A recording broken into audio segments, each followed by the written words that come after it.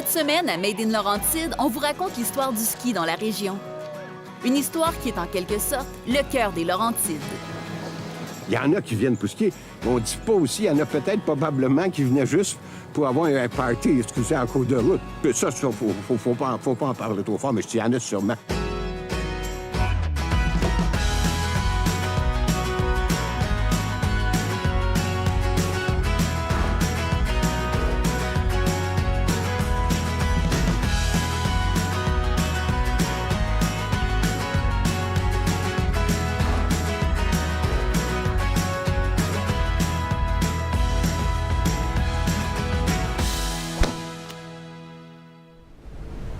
Quand le curé Labelle a mis sur pied le Train du Nord, c'était pour favoriser la colonisation et le développement économique des Laurentides. On peut dire que le curé Labelle est un visionnaire, puisque son projet a permis la naissance de l'industrie du ski dans la région, une industrie qui est toujours bien présente aujourd'hui. On sait que le ski n'a peut-être pas été inventé dans les Laurentides, mais on sait que s'il n'y avait pas eu le ski, notre histoire aurait été bien différente.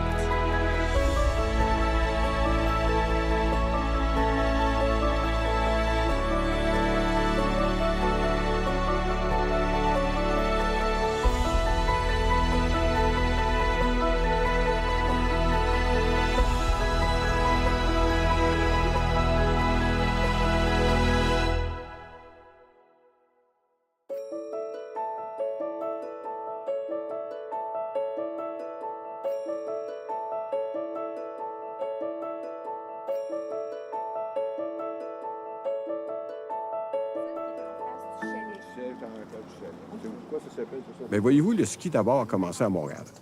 Puis on faisait du ski sur les côtes du Mont-Royal. Mais on commençait à être fatigué, tanné. C'était pas assez important, c'était pas assez difficile.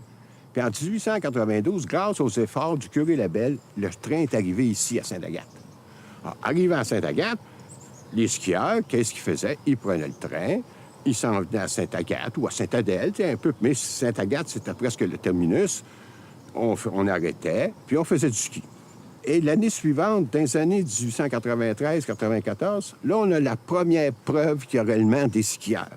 Parce qu'il y avait une auberge près d'ici, tenue par Mlle Wan, qui était une Américaine, et elle a vu, et elle a écrit, dans sa fenêtre, elle a vu des gens qui descendaient en snowshoes. On appelait ça, les skis, on s'appelait comme ça. Donc, on sait que dans ces années-là, il se fait du ski à Sainte-Agathe. Par contre, la première excursion, où les gens allaient exactement, on ne le savait pas. Mais en 1905, il y a 4 braves du Montreal Ski Club qui sont partis de Sainte-Agathe. Et en suivant la voie ferrée, ils ont passé ici, là, où nous sommes, là, exactement à la même place. Et ils se sont rendus à Chabril, 34 km. Et là, il n'y avait pas de bâton. Dans ce temps-là, on skiait, pas de bâton. Ils se sont rendus jusqu'à Chabril. Ça, si vous voulez-vous, c'est la première preuve, premier document qu'on a qu'il y a eu une excursion de ski. Là, ça commence. Les gens viennent. Ça prend quoi? Des hôtels. Il y a des hôtels qui ont commencé à naître. Il y a des résidents qui logeaient des skieurs chez eux. Et de plus en plus de monde sont venus skier, non seulement à Sainte-Agathe, mais dans les environs, à Val-David, à Val-Morin, etc. Donc, le ski devient quelque chose d'important. Mais ce qu'il faut dire, c'est surtout les anglophones, la bourgeoisie anglophone. Parce que pourquoi? Ça prend de l'argent pour faire du ski. Et il faut faire attention. À ce moment-là, la 11 qu'on connaît aujourd'hui, la 117, n'est pas ouverte l'hiver. Ah, donc, le seul moyen de venir, c'est en train. En venir en train, bien, ça coûte de l'argent, etc. Donc, c'est surtout les gens de la communauté anglophone. Il en est venu tellement, il en vient de plus en plus, qu'à un moment donné, le président du Canadien national a décidé de faire des ski trains, qu'on appelle en anglais, des trains de neige. Alors ça, c'est le samedi puis le dimanche. Ça partait de Montréal. Le premier était vers 7h, 8h le matin. Il montait jusqu'à Sainte-Agathe. Il y en avait un qui se rendait jusqu'à Tremblant. Et là, les gens descendaient un peu partout. Il y en a qui descendaient à Sainte-Adèle, à Sainte-Agathe. Or, qu'est-ce qui se passait? Il y en a qui allaient skier autour. Puis il y en a d'autres qui faisaient des petites excursions, mais il y en avait qui étaient audacieux. Mettons, partaient de Sainte-Agathe, descendaient jusqu'à Sainte-Adèle et reprenaient le train le soir à Sainte-Adèle pour rentrer à Montréal. Mais le soir, semble-t-il, à ce moment-là, il y avait des lampes à l'huile. Et on éteignait les lampes, puis là, on faisait quoi? Je vous le dis en mille, vous sans doute, vous devinez ce qui se passait. Et là, il y a un conducteur de train qui dit, moi, je me promenais, puis j'ouvrais tout le temps, parce que c'est la morale, mais juste ça fermait aussitôt. Tant que ça n'allait pas trop loin, on laissait ça tranquille. Alors, il y a un moment donné, on a eu jusqu'à 8 ou 9 trains de neige par jour, samedi et dimanche. Mais il y en a aussi que, comme ils ont commencé à venir le samedi, il y en a qui ont tenu pas fou, pas pour tourner le samedi soir, ils couchaient ici. Et c'est là que les hôtels se sont développés énormément, les auberges de jeunes, pour commencer aussi. Et on couchait. Le lendemain, on prenait le ski et on retournait à Montréal le dimanche soir. Des hôtels, il y en avait à peu près partout. À peu près dans chaque village, il s'est construit un gros hôtel. Par exemple, vous avez à Sainte-Agathe l'hôtel Laurentien, le Castel des Monts. Ensuite, vous avez le Mont-Gabriel. À Val-David, vous aviez la Sapinière. Vous avez à Valmorin le Piners. Vous aviez à Desterel, il y avait l'hôtel à Desterel qui était construit. Vous avez le Montclair à Sainte-Adèle. À Saint-Sauveur, il y en avait, le Narmac. Narmac, lui, qui a construit un hôtel avec le style finlandais. C'est des maisons en queue d'aronde. C'est lui qui a ramené ça ici. Chaque hôtel avait un mont-de-pente. Au Mont-Gabriel, il existe encore. Le Narmac, en face, vous avez la côte 70. Si on va plus loin, à Tremblant, il y a un hôtel à Tremblant, bien, il y avait le Mont-Tremblant. À Chambridge, on n'avait pas de bon de pente à proximité, mais vous avez en regardant en face, là. Ça qu'on appelait ça la Big Hill.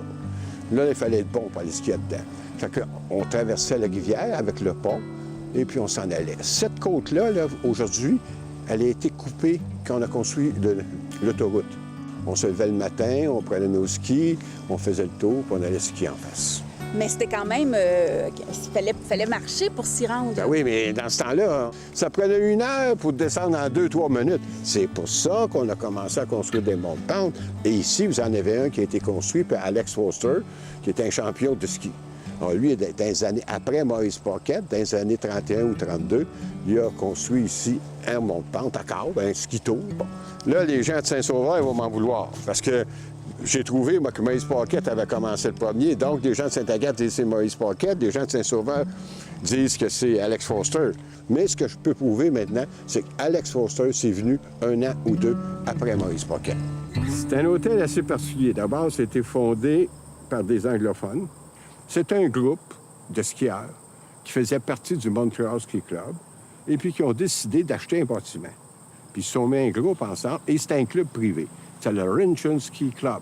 Donc, les gens, c'était le club, ça. Alors, il fallait être membre. Alors, les gens venaient ici des fins de semaine.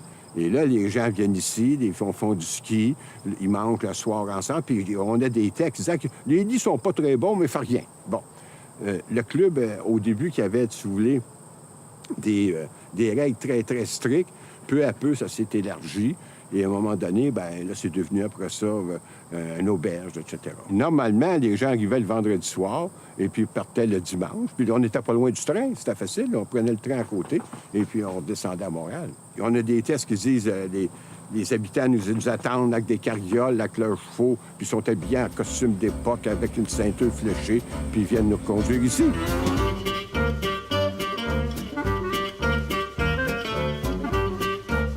C'est quand même émouvant de rentrer là-dedans, de dire que 1920...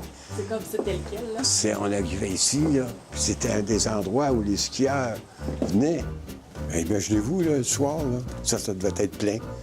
Tout le monde devait s'asseoir ici, puis ils devaient se raconter leurs exploits de la journée, qui étaient tombés, ou qui avaient une telle piste, ou telle chose, ou qui avaient eu froid, ou qui ont... Non, parce que les skieurs, vous savez, c'est un peu comme des pêcheurs. Vous savez, ceux qui vont en pêche, les poissons sont toujours plus grands. Or, en ski, c'est la même chose, la difficulté est toujours plus grande, surtout qu'on fait du ski de fond, là. Le matin aussi, ils devaient se réunir ici avant de partir. Imaginez-vous habillés en ski. Puis là, Jack Rabbit arrivait puis venait chercher pour s'en aller faire du ski. C'est quand même assez impressionnant, ce genre d'endroit. Une fois qu'on avait bien mangé le soir, il fallait après ça aller se reposer. Fait qu'on avait habituellement un salon. Là, on venait ici, on s'assoyait, on se commandait un gros verre de scotch ou de gin. On fumait le cigare, on fumait la pipe, on allumait le feu. Puis là, on s'installait ici, puis là, on veillait, on placotait. Mais regardez autour, regardez les lattes, là, ça, c'est très spécial de la construction à cette époque. Ouais, ça a beaucoup de cachets ici. Ben là. oui, c'est des lattes, on construit c'est pas des murs pleins, voyez, c'est tous des murs en lattes. Souvent, j'imagine que le samedi soir, ils devaient pousser tout ça, puis ils devaient probablement danser ou swinguer ou ce que vous voulez, puis le party devait commencer plus le samedi soir que le dimanche, parce que le dimanche, on retournait à Montréal. Écoutez, ma chère, on vient de bien boire, bien manger. Si vous voulez, nous allons aller dans notre petit nid douillet. Voyez-vous, c'est ça que les gens disaient à la fin. On montait l'escalier. Des fois, je ne sais pas si on montait toujours droit, par exemple. Si, Michel, c'est vraiment... on rentre dans une autre époque, là. Ben oui, on se retrouve il y a peut-être 100 ans en arrière. Alors, regardez simplement la façon dont sont faits les murs. C'était une autre époque. Les chambres qui sont exiguës et qui sont toutes dans des corridors, angle droit. Ici, à l'étage, il y a 17 chambres et ce sont toutes des chambres typiques du temps. Oui, vous voyez, c'est pas des très grandes chambres. Non. C'est pas le confort d'aujourd'hui. J'ai absolument ces toilettes sur l'étage. Mais par contre, vous avez des fenêtres, c'est bien éclairé. Et j'ai lu, moi, qu'il disait que, ici en particulier, les matelas étaient pas très bons, mais comme c'était... On venait pour faire du sport. On venait pas pour rester dans notre chambre.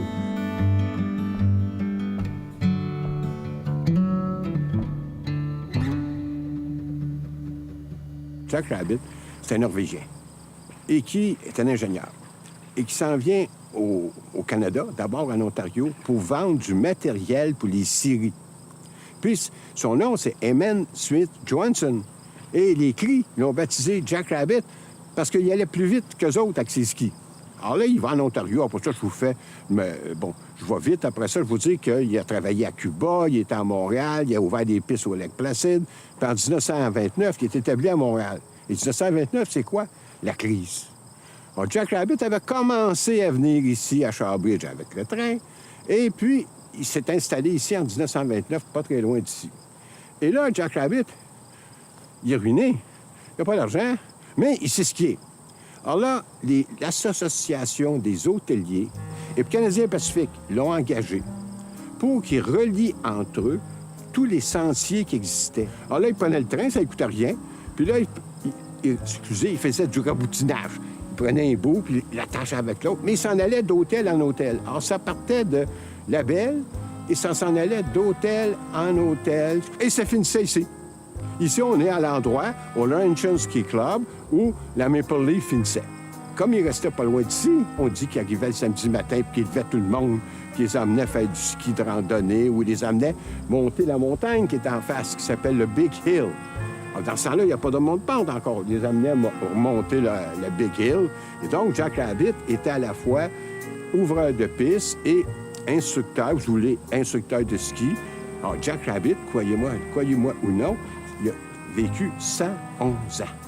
Pas 101, 111. Et c'est là qu'on considère Jack Rabbit, si vous voulez, c'est devenu le personnage emblématique, non seulement du ski de fond, mais de tout ce qui s'appelle le plein air, etc.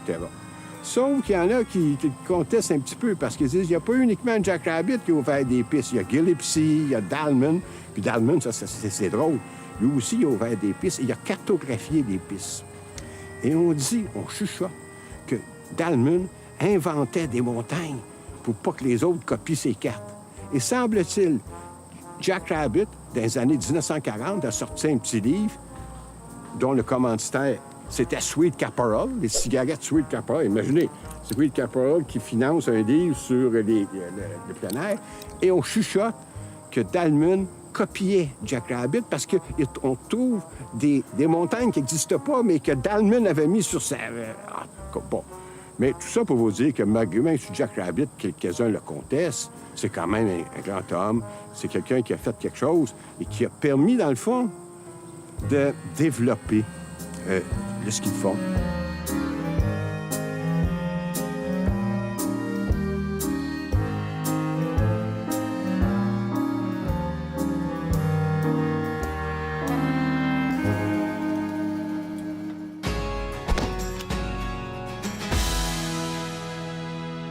Il y a un petit livre que Jack Rabbit a développé, donc on en a plusieurs exemplaires au musée. C'est vraiment un petit bijou. C'est le Sweet Caporal Skier's Book. Oui, c'est une compagnie de cigarettes à l'époque. Et c'est un petit livre qu'à l'intérieur, il y avait les différentes recommandations et on retrouvait la fameuse Maple Leaf qui reliait les différentes auberges, les trains. Aussi, on pouvait voir les différentes remontes-pentes qui existaient.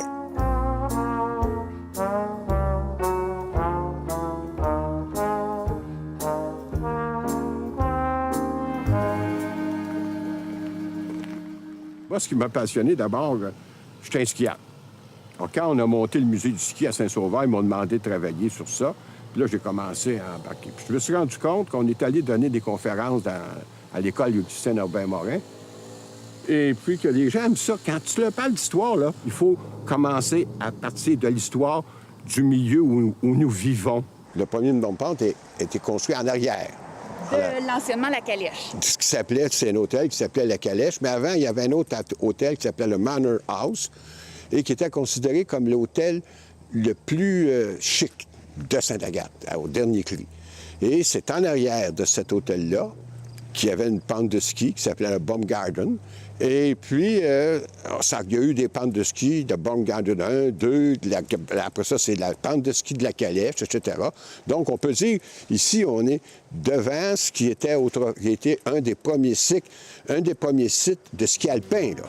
Je ne vais pas dire qu'il n'y avait pas d'autres places où on skiait, mais de ski alpin, c'est ici, en arrière de ce bâtiment-là, que le ski alpin a commencé.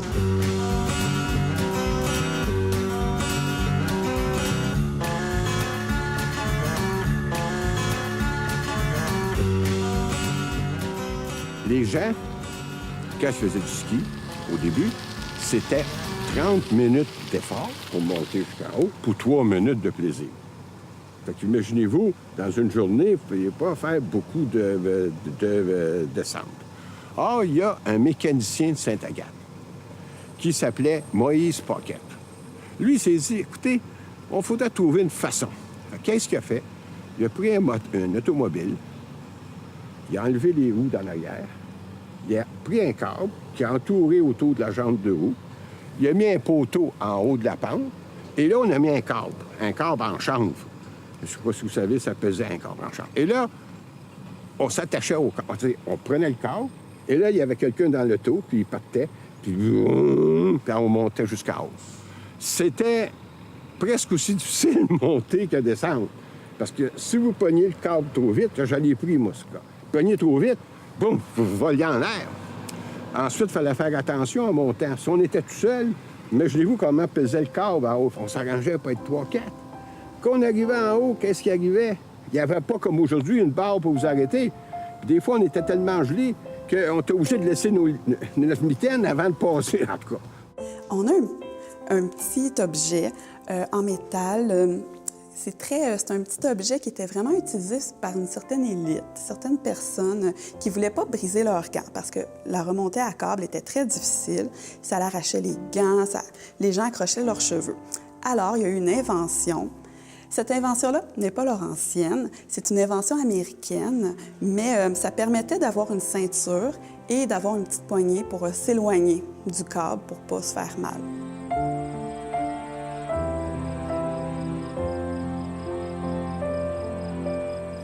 Puis ça, c'est le premier rope to.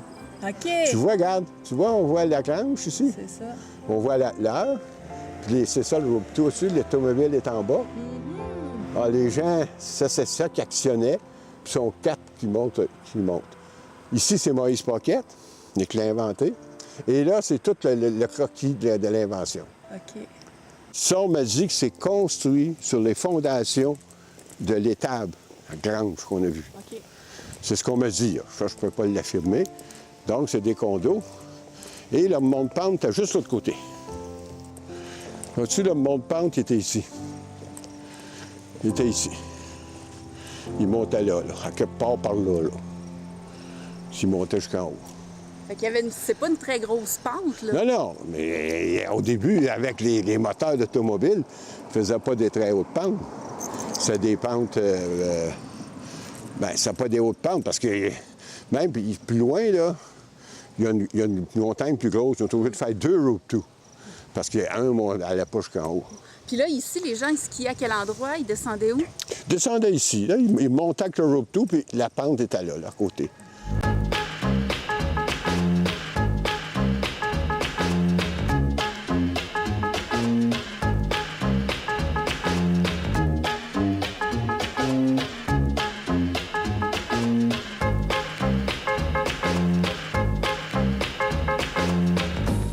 Il fallait coller le câble. Alors, ma mère, moi, allait chez le cordonnier, puis elle prenait un habit de neige, puis elle faisait placer un morceau de cuir. Parce qu'autrement, à la fin de la journée, il n'y en avait plus. Puis là, des mitaines, là, en laine, parce qu'à l'époque, on avait des mitaines de laine, ça ne durait même pas 1 heure. Donc, c'était tout un exploit de monter là-dedans. Il y en avait beaucoup qui avaient peur de monter là-dedans, qui continuaient à monter à pied. Mais qu'est-ce qui est arrivé? Là, ça a amené un développement extraordinaire. Partout, il y a eu, on appelait ça un câble ou un rope-to ou un skito. C'était les noms qu'on donnait. Et là, on a eu partout. Chaque hôtel avait son petit rope-to, son petit remont de pente à câble. Les hôtels, les pentes, etc. Et là, les gens sont venus de plus en plus à faire du ski alpin. Parce que c'est à partir de là qu'on distingue le ski de fond, le ski alpin.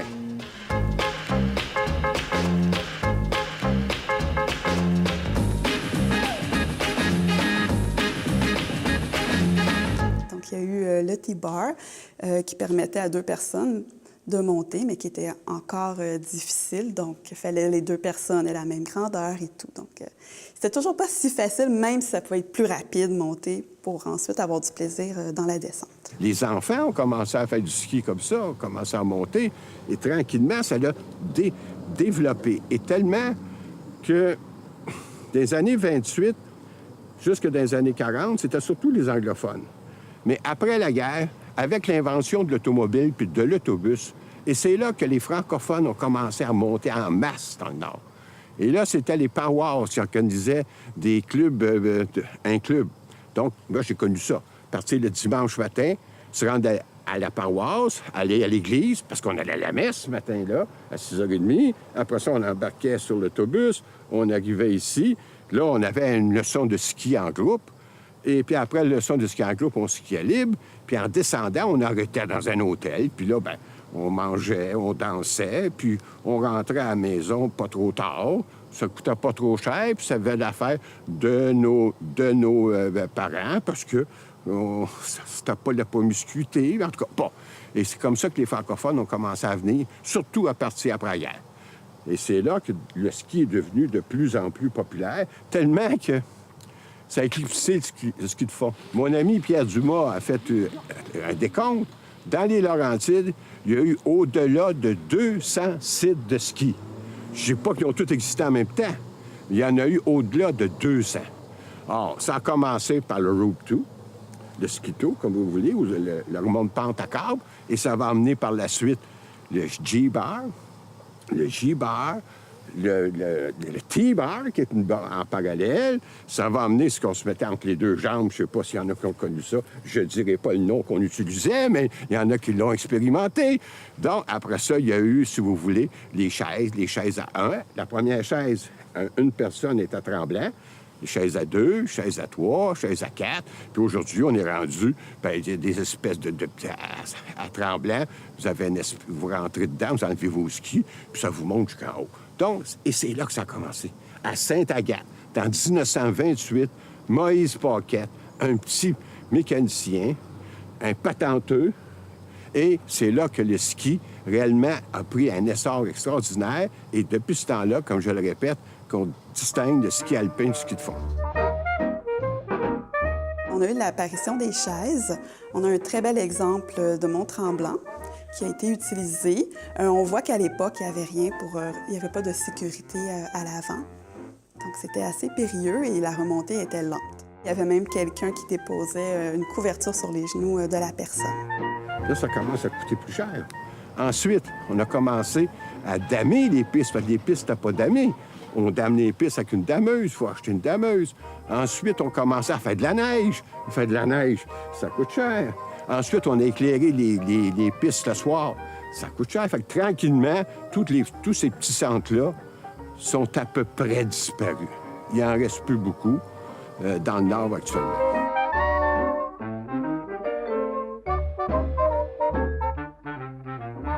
Le ski de fond, le ski alpin, tout ça, ça permettait aux Laurentides de vivre. Et ça a eu une forte influence sur l'histoire politique, économique et sociale. Puis même, je vais aller plus loin. Le Mont-Gabriel, que vous connaissez, à un moment donné, ils ne voulaient pas payer de taxes, c'est eux qui ont fondé une municipalité qui avait 8 voteurs. C'est la municipalité du Mont-Gabriel. Vous avez vu la même chose à Tremblant. Sans le ski, je ne pense pas que les Laurentides seraient ce qu'elles soient aujourd'hui. Le ski de soirée, à Saint-Jérôme, c'est ceux qui connaissent la côte Parent, c'est une côtelette, excusez-moi, c'est pas une vraie côte. Ça aurait commencé là. D'autres disent que c'est au Mont-Habitant, à Saint-Sauveur. Mais on ne sait pas trop, parce que souvent, ces affaires-là, là, ça s'invente presque en même temps. Mais on sait que la première véritable installation, c'est au Mont-Habitant, à Saint-Sauveur. Et après ça, ça s'est répandu. Maintenant, vous avez du ski de soirée jusqu'à Sainte-Adèle, au Chanteclair. Mais plus haut, c'est trop loin. Le ski de soirée, les gens de Montréal ou de Laval, c'est simple, ils partent de chez eux, ils peuvent aller skier, puis ils reviennent le soir. Donc ça a amené tout un développement. Mais ce qui l'a amené encore plus, c'est la fabrication de la neige. Parce que là, on n'est plus juste on n'est pas uniquement esclave de la nature en tant que telle. Alors, on peut en fabriquer de la neige. On commence plus tôt la saison, on finit plus tard, etc. Mais fabriquer de la neige, ça coûte cher, et c'est pour ça que tous ces petits centres-là qui existaient, il y en existe quelques-uns encore, mais il y en a presque plus.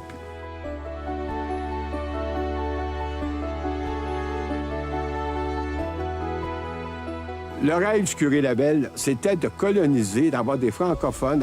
Il voulait que le train soit de Montréal à Saint-Boniface, en passant par le nord de l'Ontario, pour que les francophones puissent tous coloniser cette partie-là, comme les Américains avaient colonisé l'Ouest. Peut-être qu'il servait dans sa tombe, parce que lui, il voulait une société agricole et catholique. Maintenant, des terres dans le coin, ça n'existe plus. Mais par contre, comme c'est un homme brillant, il doit se dire, ouais, j'ai peut-être manqué mon coup pour faire une société agricole et catholique, mais j'ai fait une société de plein air, qui aime le plein air, c'est le tourisme qui fait vivre, c'est les gens qui demeurent là. Puis finalement, j'ai pas manqué mon coup.